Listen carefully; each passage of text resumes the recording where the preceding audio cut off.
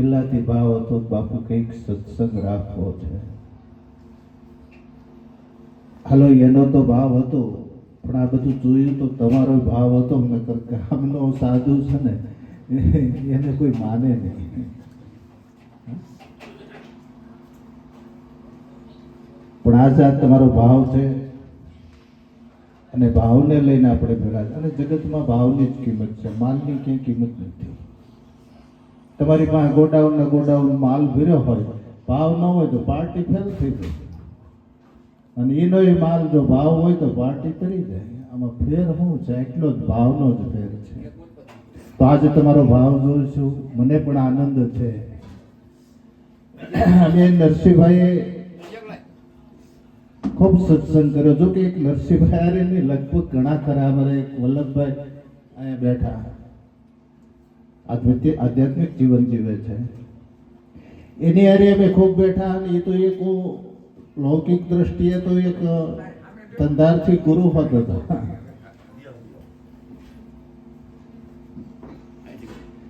એટલે જો કે આ તો આપણું ઘર છે, ભાવથી ભેળા થયા છે. તો આજે આમ જોઈ તો લગભગ સમજાઈ જાય એવી આપણે વાત કરશું. બહુ ઊંચે નહીં વહી જાય, લેવલ નીચું રાખશું.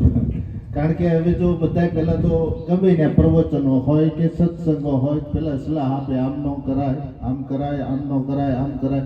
હજી સુધી હું સાંભળતો આવ્યો, ભેખ માંગ્યો ને 35 વર્ષ થયા ત્યાંથી સાંભળતો આવ્યો. આ સલાહ બધાને આપી છે, હજી સુધી કોઈ સમજ્યું જ નથી. હજી સુધી કોઈ સમજ્યું નથી. એક કથા હાલતી હતી, રામકથા. એક બારવટીય શિકારી, લૂંટફાટ કરવા વાળો, એ માણસ ત્યાંથી નીકળ્યો અને બરોબર વાલ્મીકની લૂંટારાની વાત હાલતી હતી, અને એને ઉભા રહીને સાંભળી. એટલે એના મનમાં એમ થઈ ગયું, જો વાલ્મીક લૂંટારા જેવો જો સંત થઈ જતો હોય તો મારી પ્રક્રિયા એવી જ છે, મારા કર્મકાંડ એવા છે, તો હું પણ એક સંત થઈ જાવ. ને લાગી ગઈ જઈને જંગલમાં જઈને એક વડલાની નીચે બેસી ગયો, તપસ્યા કરવા માંડ્યો. એમ કરતા કરતા પ્રાણવાયુ બ્રહ્મરંધ્રમાં વહી ગયો. 12 વર્ષે સમાધિ ખુલી. પોતાને બ્રહ્મજ્ઞાન થઈ ગયું. 12 વર્ષે સમાધિ ખુલીને પાછો એને એમ થયું કે હવે હું ઘેરે જાઉં, અને ઘેરે જઈએ અને હું રજા લઈને પાછું મારું નિત્ય કર્મ કરવા મળું. આ તો આમાં જીવન સુધરે એવું છે, જો ઘરના સમજી જાય તો એને સુધરાવું. એટલે પોતે ઘેરે આવવા ગયો ત્યારે એ જ જગ્યા ઉપર પાછી કથા હાલતી હતી. એનો એ વક્તા હતો, એના શ્રોતા હતા, બધું એનું હતું. અને એનો એ વક્તા એની સલાહ આપતો હતો. એટલે ઓલે સ્ટેજ ઉપર જઈને કીધું કે આ 12 વર્ષથી હજી તુંય પણ આની આ સલાહ આપો છે. એટલે અમારે સલાહકાર જેવું થઈ ગયું, એની સલાહ આપવાની જ્યાં આવીને અમે કઈ કરતા નથી. પણ કેવું ઈશ્વરદાય અમારે ત્યાં સુભાઈ આવતા હોય તો મને કહ્યું કે સિગરેટ પીધી ને, એટલે કે બાપુ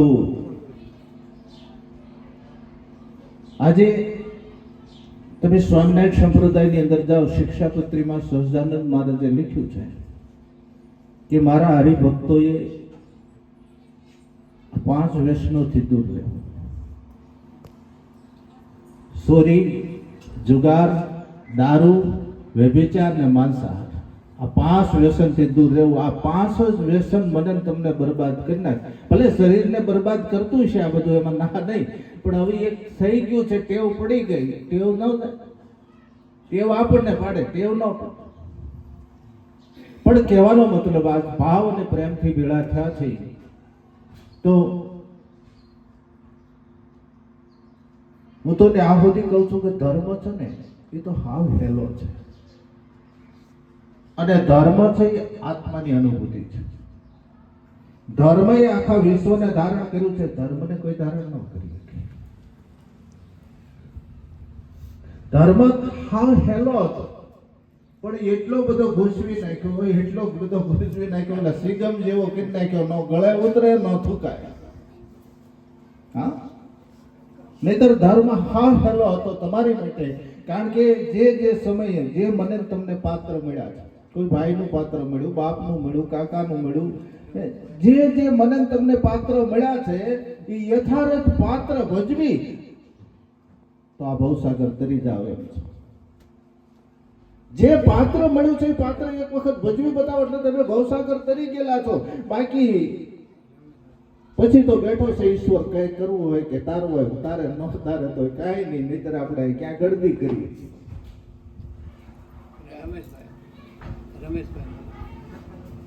અને આમ જોઈ તો વર્તમાન સમયે હું તમને કહી દઉં કે ધર્મ અત્યારે બે જગ્યાએ નિષ્ફળ ગયો છે.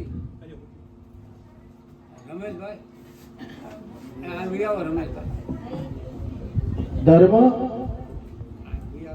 બે જગ્યાએ નિષ્ફળ ગયો છે. એક પાણામાં તમને ભગવાન દેખાડ્યા પણ માણામાં ન દેખાડ્યા, આ ધર્મ નિષ્ફળ ગયો છે. બીજું, તમે જે કઈ કમાણી કરો છો એનો દશાંશ કાઢતા શીખવાડ્યું, કાઢવો જોઈએ. દશાંશ કાઢતા શીખવાડ્યું, પણ તમે જે કમાણી કરો છો એ નીતિની જ કમાણી તમારા ઘરમાં આવી જોઈએ, આમાં શીખવાડી ગયું. આ બે જગ્યાએ ધર્મ નિષ્ફળ ગયેલો છે. બાકી તો આપણા હારા નરહા શુભ અશુભ જે કઈ આપણા મંદિરો કે જે કઈ આપણા હિન્દુ ધર્મમાં આવતા આપણા શુભ કાર્યો બધી જગ્યાએ આપણા ઋષિ મુનિઓએ જ્ઞાન મૂકી દીધા છે. આપણા હારા પ્રસંગો હોય તો ભલે નરહા પ્રસંગો હોય તો બધાની અંદર આપણા ઋષિ મુનિઓએ જ્ઞાન મૂક્યું છે. પણ આપણે બધી વસ્તુ રિવાજમાં ખપાવતા ગયા છે. હજી સુધી કોઈને પૂછ્યું નથી કે આ શું કામ નિર્માણ થાય છે, આ શું કામ આ કાર્ય થાય છે, કોઈને હજી પૂછ્યું નથી. આપણો સારો પ્રસંગ હોય તો એમાં જ્ઞાન છે, આપણે મંદિરે જઈશું તો મંદિરોમાં જ્ઞાન છે. તમે મંદિરની શરૂઆત તો તમે જુઓ. આજે આપણા હિન્દુ ધર્મની અંદર બે પ્રતિષ્ઠા હોય, એક ભાવ પ્રતિષ્ઠા અને એક પ્રાણ પ્રતિષ્ઠા. મંદિરમાં બે થાય. ભાવ પ્રતિષ્ઠા આપણા વૈષ્ણવમાં છે. ભાવ પ્રતિષ્ઠા લાલાને બહાર કાઢે, પેટીમાં પૂર્યો હોય અને સ્નાન કરાવી એની પૂજા અર્ચના કરીને પાછા પેટીમાં હોવરાઈ દે, પેટી બંધ કરી દે. આ ભાવ પ્રતિષ્ઠા. પ્રાણ પ્રતિષ્ઠા આપણે મૂર્તિ હોય એની અંદર વેદોક્ત રીતે બ્રાહ્મણો છે ને એની અંદર પ્રાણ પૂરે. હવે તમે જુઓ, એ મૂર્તિ પથ્થરની છે, વેદોક્ત રીતે એમાં પ્રાણ પૂરવામાં આવે, એમાં પ્રાણ પૂરાઈ જાય અને પછી મંદિરમાં વહી જાય ને એટલે ભગવાન થઈ જાય. આપણે હજારો વખત મંદિરમાં ગયા, સારું માણા થતા પણ ન આવ્યું. આની કરતા આપણી પ્રક્રિયા ઊંચી છે. પથ્થર એક નિરાકાર, એમાં શિલ્પીકાર આકાર આપે, આકાર આપી અને એની મૂર્તિ બનાવે. મૂર્તિ આકાર વાળી થઈ ગઈ. નિરાકાર પથ્થર હતો એમાં આકાર થઈ ગયો, મૂર્તિ થઈ ગઈ. એ મૂર્તિની અંદર વેદોક્ત રીતે પ્રાણ પુરાઈ જાય અને પછી મંદિરમાં જાય, ભગવાન થાય. આપણે તો પ્રાણ લઈને જલમીએ છીએ, એમાં પ્રાણ પૂરવા પડે છે. એના કરતા દરજ્જો આપણો ઊંચો છે. પણ સજા આજ હજી આપણે નથી સમજાતા. આજે બધા એમ કે મુક્તિ મળી જાય ને સ્વર્ગ મળી જાય. હું તો એમ કહું છું સ્વર્ગમાં કાંઈ લેવાનું નથી. જોકે હું ગયો નથી, સમાચાર નથી મને કોઈને, ક્યાં એના સમાચાર નથી. પણ કહેવાનો મતલબ અહીંયા તમે તમારા ગૃહસ્થ આશ્રમના જીવનની અંદર, તમારા પરિવારની અંદર તમારા જે સભ્યો છે ને એને દેવતાઓ માનો અને એની પૂજા કરી લ્યો, એને સાચવી લ્યો ને એટલે તમારી માટે આ સ્વર્ગ જ છે. આ તમે ભૂલો છો. ગૃહસ્થ આશ્રમ હાવ ભૂલે જ છે. રામાયણનો પ્રસંગ છે કે જ્યારે દશરથજી સભા ભરીને બેઠા હતા, બાજુમાં કુળગુરુ વશિષ્ઠ મહારાજજી બેઠા હતા. એટલે દશરથજીએ પ્રશ્ન કર્યો, બાપજી મારી ઉંમર વૃદ્ધ થઈ છે, મારો પુત્ર ગાદીને લાયક છે, તમે મુહૂર્ત આપો તો હું રામનો રાજ્યાભિષેક કરી દઉં. એ ત્રણ કાળને જાણનાર પુરુષ, ઈશ્વરનો ગુરુ આને મુહૂર્ત આપ્યો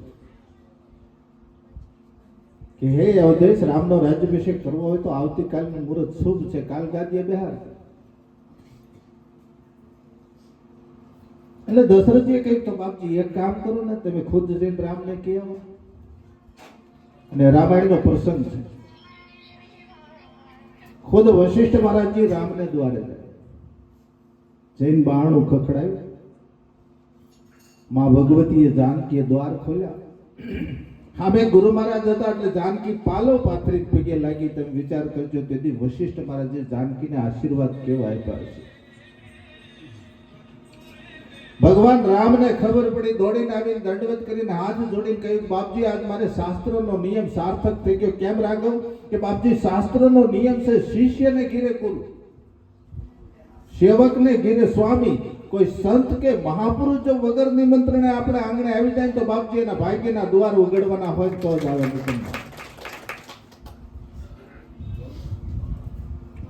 એ બેનો પછી પાજો ને બેટા, પછી આપણે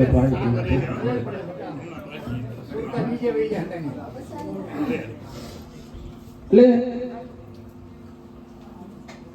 આજે તમારા ગૃહસ્થ આશ્રમને જે ઈશ્વર મેળવવો એ હાવ હેલો હતો.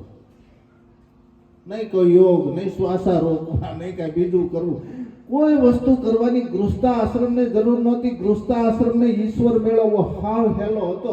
પણ તમે ગૃહસ્થ આશ્રમે તમારા હાથે કરીને દરવાજા બંધ કર્યા છે.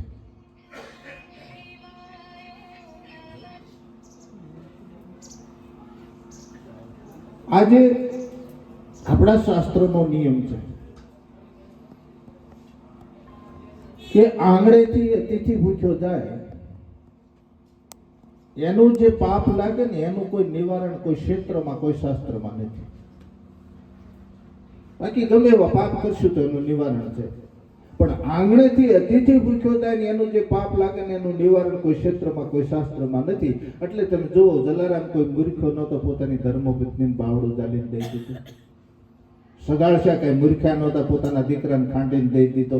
આજ શક્તિ ભગવતી તોરલ કઈ મૂર્ખી નહોતી, પોતાનો દેહ સાધુ માટે અડાણે. આ બધા મૂર્ખ્યા હતા.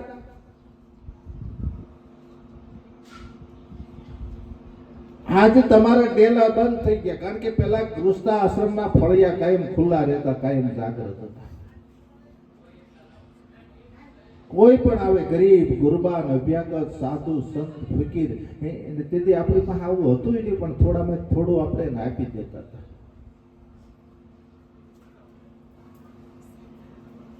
આજ ગૃહસ્થ આશ્રમના આ વસ્તુ બંધ થઈ ગઈ, ડેલા થઈ ગયા, ડેલા બંધ થયા, કૂતરું આવવા પણ ન.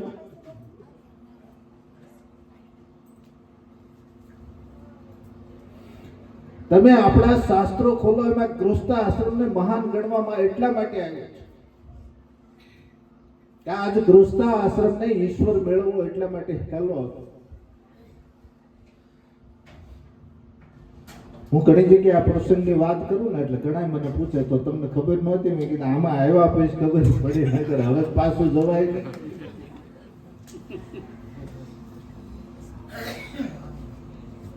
અને તમારે ગૃહસ્થ આશ્રમમાં ઈ હેલું છે. તમે વરહદી બહાર જે આવો, કોઈ યાત્રામાં જે આવો, વરહદી થઈને આવો ને પાછા, તો તમારા હામૈયા થાય. હવે અમે જાય હામૈયા થાય.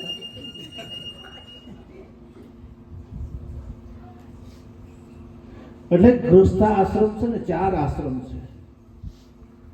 ગૃહસ્થ આશ્રમ, વાનપ્રસ્થ, સંન્યાસ અને બ્રહ્મચારી, 4 આશ્રમ છે. એમાં વાનપ્રસ્થ, સંન્યાસ ને બ્રહ્મચારી, આ 3 આશ્રમનો બાપ હોય ને તો ગૃહસ્થ આશ્રમ છે. ન સમજાય જાય તો બાપ ધારે ને તો 4-5 દીકરાને જન્મ આપી, પણ 5 દીકરા કંધોતર જેવા હોય ને બાપનું મૃત્યુ થઈ જાય ને, 5 દીકરાની તાકાત નથી એક બાપ નિર્માણ કરી શકે. એમ ગૃહસ્થ આશ્રમ ધારે તો જલારામ નિર્માણ કરે, ગૃહસ્થ આશ્રમ ધારે તો ભોજલરામ નિર્માણ કરે, ગૃહસ્થ આશ્રમ ધારે તો અખિલ બ્રહ્માંડના માલિકની હેઠો ઉતારી ગયા. ગૃહસ્થ આશ્રમની તાકાત હતી. આ હેલું હતું એની માટે, પણ હાથે કરીને આપણે બંધ કર્યું.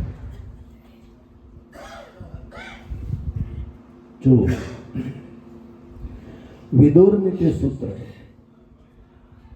વિદુરે એના ભાઈ ધૃતરાષ્ટ્રની પાસે બેસી તૈયાર કરેલું. બે ભાઈ રાત્રિએ બેહે, વિદુર જ્ઞાન ચર્ચા કરતો જાય અને લખતો જાય. વિદુર નીતિ સૂત્ર વિદુરે ધૃતરાષ્ટ્રની પાસે બેહીને તૈયાર કર્યું. વિદુર નીતિ સૂત્ર તૈયાર થઈ ગયું એટલે ધૃતરાષ્ટ્રે પોતાના બે કાન પકડીને કહ્યું તું, ભાઈ તું જેટલું કે ને એટલું 100% સત્ય છે, પણ મારી સામે દુર્યોધન આવે ને એટલે હું આ બધું ભૂલી જાઉં છું. એમ આપણી માટે 100% શાસ્ત્રો સત્ય છે, સત્સંગે સત્ય છે, મહાપુરુષો સત્ય છે, પણ બધાની સામે સ્વાર્થ આવે ને એટલે બધા ભૂલે છે. એટલે રામાયણમાં તુલસીદાસજીને કેવું સુરનાર મુનિ કે હા રીતિ સ્વાર્થ કાજ કરે સૌ પ્રીતિ. આ બધા સ્વાર્થની પ્રીત છે. પરમાર્થની પ્રીત કોની? એ તો ઇતિહાસને પાને બેહી ગયા, જેને પરમાર્થ હારે પ્રીત હોતી નહીં. આપણે તો કંઈક સ્વાર્થ જ પડેલો છે.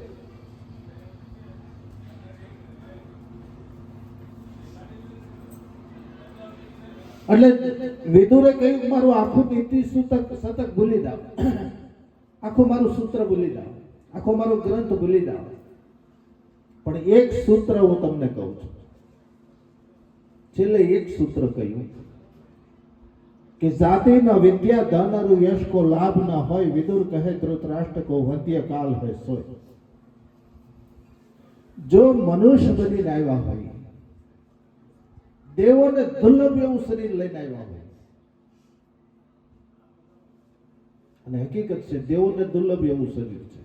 શું કામ? કે દેવો છે ને નવ પુણ્ય નથી કરી શકતા અને પશુઓ નવ પાપ નથી કરી શકતા.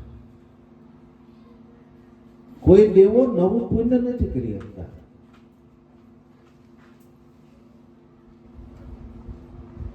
તો દેવોને દુર્લભ એવું શરીર લઈને આપણે, તો આવો મનુષ્ય અવતાર જો આપણા હાથમાં આવ્યો હોય, આપણે ભવસાગર કરવાનો સમય આપણા હાથમાં આવી ગયો હોય, અને જો એ સમયને આપણે સાર્થક ન કરીએ તો આપણાથી વિશેષ જગતમાં મૂર્ખું કોણ છે? કાલ તમારી પરંપરાની અંદર જે ઘરની અંદર તમારી પરંપરામાં જીવીને તમે કાલ દે, કારણ કે મૃત્યુને જન્મ એ તો અનિવાર્ય છે. આવવાનું ને આવવાનું. એટલે આપણા શાસ્ત્રો કે મૃત્યુ છે ને એ અનિવાર્ય છે, અને મૃત્યુ છે એ બધાને જન્મની હારે જ આવે છે. ક્યાં રૂપે આવે એ કઈ હગાતું નથી, બાકી બધાને મૃત્યુ તો જન્મની હારે જ આવે છે. એક વખત મારે તમારે આ ફના જગત છોડીને જવાનું છે ને, પણ મૃત્યુ સાર્થક કરવા માટે જ આપણને મનુષ્ય અવતાર મળ્યો. આપણે કરવાનું શું છે? આપણું મૃત્યુ સારું થાય, આપણું મૃત્યુ સુધરી જાય એટલા માટેની જ કોશિશ છે. જન્મ તો થઈ ગયો, એક જ ફળ આપણા હાથમાં છે મૃત્યુનું. એ ફળને સુધારવા માટેની જ આખી કોશિશ, આખી ક્રિયા હાલે છે. આજે આપણે ભેળા થયા શું કામ? કે ભાઈ આમાંથી આપણું જીવન કંઈક સુધરે, જીવન સુધરે એ તો મૃત્યુ સુધરે. બાકી તો મૃત્યુ છે એ કર્મ અનુસાર છે. મૃત્યુ છે કાળ, કર્મ ને વિધિ, ત્રણ પ્રક્રિયા. મૃત્યુ છે એ અનિવાર્ય છે, મૃત્યુ છે એ મંગળે છે. પણ આ ઘટનાને આપણે સમજી શકતા નથી અને સમજાય એવી નથી, કારણ કે કર્મણો ગતિ ગહન. અર્જુને કહ્યું, ઓલા ભગવાન કૃષ્ણએ કહ્યું અર્જુનને કે હે અર્જુન, કર્મની ગતિ ગહન છે. હવે તમે વિચાર કરો, કૃષ્ણ ગહન, કૃષ્ણની ગીતા ગહન, અને ઈ કૃષ્ણ એમ કે કર્મણો ગતિ ગહનમ, તો આજ કૃષ્ણ જેવી હસ્તી એમ કે હે અર્જુન કર્મની ગતિ ગહન છે, તો આપણું આવે હું? અને એ છતાં એના જીવન ચરિત્ર ઉપર તમે નજર નાખી લો. આજ આપણે એમ કહીએ ને કે સત્સંગથી કોઈ પણ સુધારો નહીં, ગમે ત્યારે સમય આવશે ને એનું ફળ તો મળે. અમે ખૂબ બેઠા છે, ખૂબ રાત્રિઓ બેઠી છે ને, એટલે આજે આ સ્ટેજ ઉપર છે. આની માટે, સત્સંગ માટે અમે બહુ રખડ્યા છે, સત્સંગ માટે અમે ખૂબ બેઠા છે. આ બધાને તો અનુભવ જ છે ને. આ તો જન્મ સ્થળ, જ્યાં પોતાનું ગામ હોય ને બધા ઓળખતા જ હોય.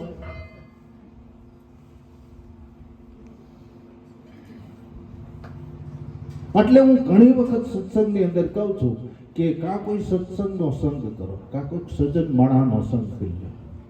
કારણ કે સંગત કરે ને એવું કોઈ ન કરે, ફેરવા પથરા ફરે. સંગત જેવી હશે ને એવું તમને ફળ મળશે. તો સંગત કરો તો કઈ સત્સંગ નહીં કરો. એવા માણસોની હારે બેહો, એવાની હારે ભળી રહ્યો. તમે જુઓ, આ ચોખા છે એ ચોખા જ છે, પણ જો એ ચોખા કંકુ હારે ભળી જાય ને તો ઈશ્વરના કપાળ સુધી વહી જાય. કંકુ હારે ભળે તો સદગુરુના કપાળ સુધી વહી જાય. ઈનો એ ચોખો જો ડાળ હારે ભળે તો ખીસડામાં ખપે.